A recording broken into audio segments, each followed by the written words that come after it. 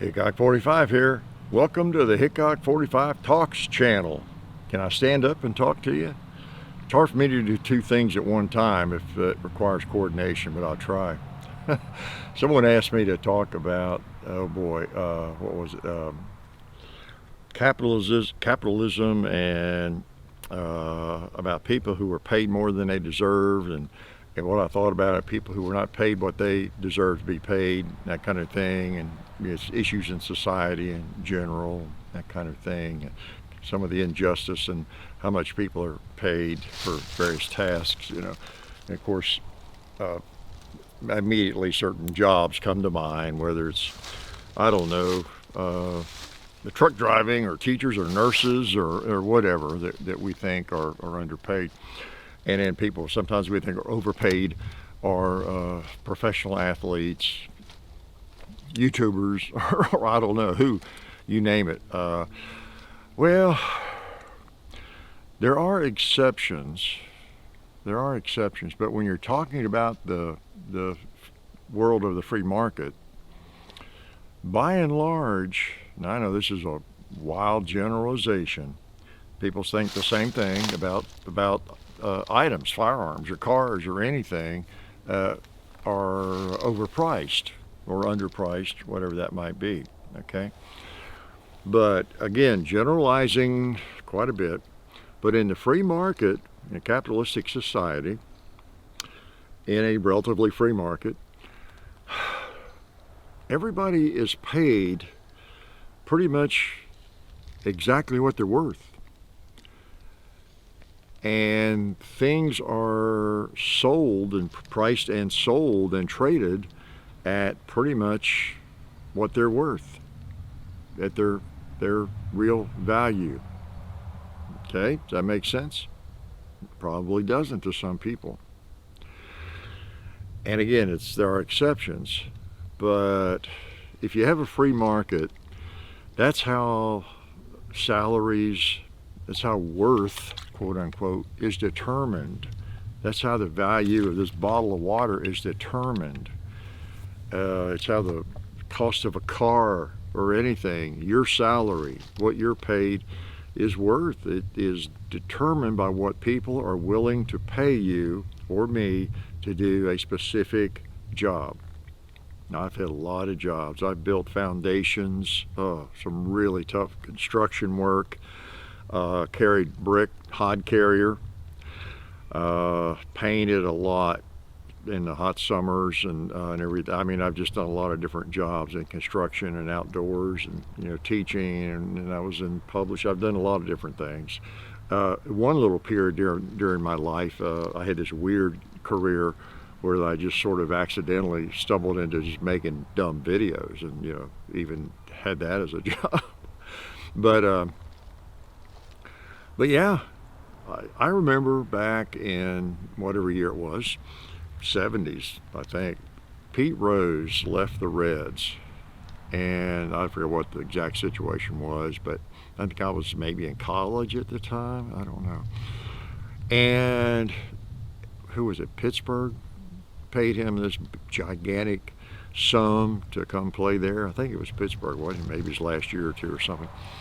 And it was, as I recall, $400,000. And the world went berserk over that. I think it might have been the highest contract any athlete had gotten up to that point or something. And there were so many editorials and comments, and everybody weighed in on that, of course, and how baseball player's worth that much. Just a baseball player gets paid $400,000 to play baseball. Teachers are making $10,000 or whatever it was at the time, and cops are making, cops is the other one, definitely underpaid, right? But yeah, I mean, it looks that way. We're going to pay some, of course, now it's many millions, right, to throw a football or hit a baseball, shoot a basketball. While someone who is, working hard every day and the stress of the jobs of being a cop or a teacher or a nurse and a lot of those service-oriented jobs, they don't pay all that well. But it's a free market, more or less. I taught for 29 years. I did, and I don't mean to pat myself on the back, but I did not complain about my salary. I knew what I was doing. Like I've said before, I would have felt rather dumb to go hypocritical or something to go around complaining about. I chose that profession, and I knew about what it would pay. And of course, that was a lot of money coming out of college, actually. But so everybody makes his or her choice about a career. What you want to do your research. You decide you would like to get into architecture, or you want to be a logger, go saw trees down. Look into it. See what it pays. See where the people live who do that. Go talk to somebody who does that for a living. They're a cop, they're a teacher, they're whatever they are, a truck driver. Where do they live? What's their neighborhood? What's it look like their lifestyle is? Talk to some. It's hard when you're 18 and someone says, yeah, you could drive a truck and make $70,000 or $80,000. Whoa, I'd be rich. Well, not really. I mean, it always sounds like a lot of money, but you need to research it. But back to the topic, I got off track there a little bit. Society and companies have these positions that they are willing to pay. Let's say, I don't know, we got some really big YouTube business here going, some besides just John and me and Jesse helping now, but we need to employ about 10, 15 people. We've got a big operation. We need to pay somebody just to pick up trash. So we don't have to do that ourselves. We can go be making another video or whatever it is. Well, we would have to sit down and decide, well, what is it worth to us to have somebody pick up the trash or something, whatever that would involve. They said, well, I don't know, maybe we pay somebody $100 to come and do that one day after we do videos. It'd be worth that much or something. I don't know. I'm just making this stuff up. Well, the whole world might think it should pay more than that. Okay, $100 a day or $50 a day or whatever, by hour, whatever it would be. Everybody else or a lot of people might think, oh, we're not paying these people enough. They're underpaid. They're picking up your trash. I'm sorry, but that's all we're willing to pay to have somebody do it. We'll do it ourselves, or we'll have, if we had more employees, let's say we had employees, we got some people who do this, and they can work that into their schedule too. But we are willing to have a separate individual or two to do that. And it could be something besides pick up trash, of course. But so we're willing to pay somebody to do this other task, whatever it is. But we're only willing to pay X amount. It's a minimum labor wage job or something. We are willing to go that far. Otherwise, we're just not going to hire anybody to do that. We'll figure out another way to get it done.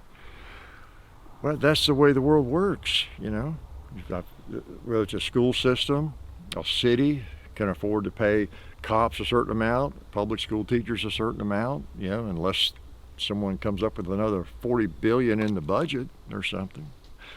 So anyway, people are paid pretty much what they deserve in a logical sense. Now, granted, in a perfect universe, it'd be nice if we could get together and say, somehow, these people that put their lives on the line, need to make at least twice what they're making, right? And these people over here, they have a pretty important job, but they're really making a little more than that job probably should. I guess you could have a dictatorship like that, but then you wouldn't have a free market. You'd have a socialistic society, you'd have a communist society, and hardly anybody wants that, especially anybody that's lived in one, right? So, the market is what it is, for jobs, for people, and for items. People go to gun broker and they think everything's overpriced, and if it is overpriced, it won't sell. That's simple. Yeah, it is. What is the correct price on anything? Whatever somebody will pay for it. Now, overpriced is a judgment. Underpriced is a judgment. Underpaid. All those words are really judgments. They're subjective. Things that I think are overpriced, you might not, and vice versa. But the market, and man, there is no freer market than like gun broker or eBay. You want to know what something is worth, what's it selling for on eBay or gun broker. That's what it is worth to people, okay? You can say, I can say it's crazy, it's not worth that much, or that's way overpriced, they're not worth that much, whatever. I can say that all day long, but if people are paying that much for it, it is worth that much to some people, right? So anyway, my little lame economics 101 lesson, I just couldn't resist. Well, you all asked me about it, so, I'm going to throw out my brainless thoughts on the topic. So anyway, that's all I got to say about that. Life is good.